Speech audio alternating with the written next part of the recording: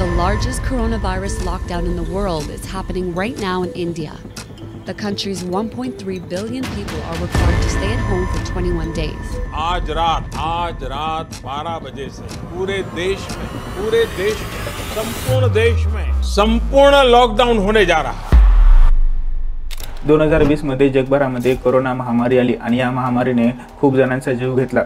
या महामारीमध्ये developed कंट्रीजनी vaccine बनवले होते, पण ज्या देशांना व्हॅक्सिन मिळाली नाही त्या देशांना या डेव्हलप्ड कंट्रीजनी खूप जास्त किमतीमध्ये ही व्हॅक्सिन विकली। त्या देशांना नाईलाजाने ही व्हॅक्सिन खरेदी करावी लागली। यामध्ये भारताने व्हॅक्सिन खरेदी न करता स्वतःच्या देशामध्ये स्वतःची व्हॅक्सिन तयार केली आणि इतर देशांना ती फ्री मध्ये सुद्धा वाटली। यामुळे जगभरामध्ये भारताचं कौतुक होऊ लागलं होतं। दुसऱ्या देशांवरती डिपेंड न राहता स्वतःच्या शास्त्रज्ञांवरती विश्वास ठेवून भारताने ही व्हॅक्सिन तयार केली आणि ही व्हॅक्सिन खूप इफेक्टिव्ह ठरली। वर्ल्ड हेल्थ ऑर्गनायझेशन याने सुद्धा या व्हॅक्सिनची दखल घेतली आणि ज्या देशांना व्हॅक्सिन नव्हती त्या देशांना ही व्हॅक्सिन घेण्यासाठी प्रोत्साहन सुद्धा केले होते। डेव्हलप्ड कंट्रीजनी या पॅन्डेमिक मध्ये स्वतःचा विचार केला होता, स्वतःचा फायदा बघितला होता आणि दुसऱ्या देशांना खूप जास्त किमतीमध्ये ही व्हॅक्सिन त्यांनी विकली होती। जर यापुढे कोरोनासारखी महामारी आली तर ज्या देशांना व्हॅक्सिन भेटू शकत नाहीत, जे देश गरीब आहेत, त्यांना सर्व्हाइव्ह करण्यासाठी वर्ल्ड हेल्थ ऑर्गनायझेशनने एक ॲग्रीमेंट आणली आहे।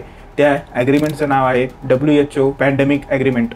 हे ॲग्रीमेंट तयार करण्यासाठी तब्बल 13 मीटिंग झाल्या। जवळपास 3.5 वर्षाचा कालावधी हे ॲग्रीमेंट तयार करण्यासाठी लागला आणि आता फायनली 16 एप्रिलला हे ॲग्रीमेंट तयार झाले। या ॲग्रीमेंटमध्ये जवळपास 194 देशांनी भाग घेतला आहे। या ॲग्रीमेंटमध्ये अमेरिका आणि अर्जेंटिना ही 2 देश नाहीत, कारण वर्ल्ड हेल्थ ऑर्गनायझेशनमधून त्या 2 देशांनी काढता पाय घेतला आहे। तर हे ॲग्रीमेंट करण्यामागचे 3 महत्त्वाचे कारण आहेत। पहिलं म्हणजे जे हेल्थकेअर वर्कर्स आहेत, म्हणजे आपले डॉक्टर्स आहेत, त्यांना प्रोटेक्शन देणे, कारण या महामारीमध्ये डॉक्टर्स जर निरोगी नसतील तर ते पेशंटला काय ट्रीट करतील, त्यामुळे डॉक्टर्सचे प्रोटेक्शन हे खूप महत्त्वाचं ठरलं आहे। आता दुसरं कारण म्हणजे फार्मास्युटिकल कंपन्यांच्या प्रोडक्शनमध्ये 10% प्रोडक्शन हे WHO कडे रिझर्व्ह होतील आणि 10% प्रोडक्शन हे अफोर्डेबल प्राइसमध्ये WHO त्यांच्याकडून विकत घेतील। यामुळे काय होईल की WHO कडे एक पुरेसा साठा व्हॅक्सिनचा होईल आणि ज्या देशांना मदत लागेल, ज्या देशांना व्हॅक्सिन नाहीये त्या देशांना ते व्हॅक्सिन पुरवू शकतील। आणि तिसरं कारण म्हणजे ज्या देशांकडे स्वतःची व्हॅक्सिन नाही त्या देशांना डेव्हलप्ड कंट्रीजनी जी व्हॅक्सिन तयार केलेली आहे त्यांची टेक्नॉलॉजी शेअर करणं